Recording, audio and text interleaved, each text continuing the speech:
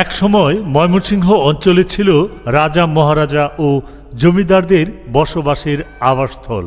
দীর্ঘ সময় ধরে এই অঞ্চলে শাসন করার সুযোগ পেয়েছেন তারা। রাজা মহারাজাদের শাসনামলে এই অঞ্চলে নির্মিত হয়েছে বিভিন্ন ধরনের দৃষ্টিনন্দন স্থাপনা। তেমনি একটি স্থাপনার নাম গৌরীপুর লজ। গৌরীপুর লজটি অবস্থিত ময়মনসিংহ জেলা শহরের ব্রহ্মপুত্র নদীর অদূরে ঈশান চক্রবর্তী রোডে।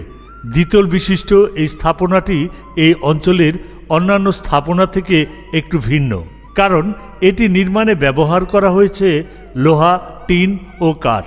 ধারণা করা হয় তৎকালীন ময়মনসিংহের মহারাজা শশীকান্ত আচার্য চৌধুরী গৌরীপুরের রামগোপালপুরের জমিদার ব্রজেন্দ্র কিশোর রায়চৌধুরীকে ব্রহ্মপুত্র নদের পাশে এক টুকরা জমি দান করেন, কিন্তু শর্ত জুড়ে দেন এই জমিতে কোনো ইট পাথরের দালান কোঠা তৈরি করতে পারবে না।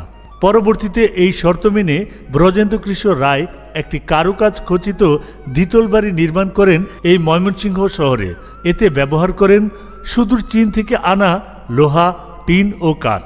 নির্মাণের পর তিনি এই বাড়িটি উপহার হিসেবে তার জামাতাকে দান করেন, আর এই বাড়ির নাম দেন গৌরীপুর লজ।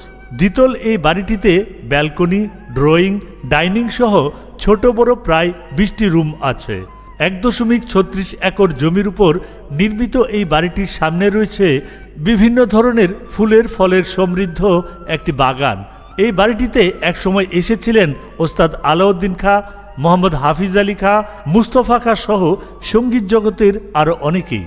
বর্তমানে এই বাড়িটি ময়মনসিংহ সোনালী ব্যাংক ময়মনসিংহ অঞ্চলের কর্পোরেট অফিস হিসেবে ব্যবহৃত হচ্ছে।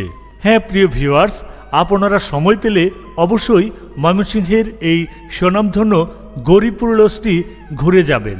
হ্যাঁ প্রিয় ভিউয়ার্স, ইতিহাস, ঐতিহ্য আর প্রকৃত বাংলার মুখ দেখতে সময় কথা বলের সঙ্গে থাকুন।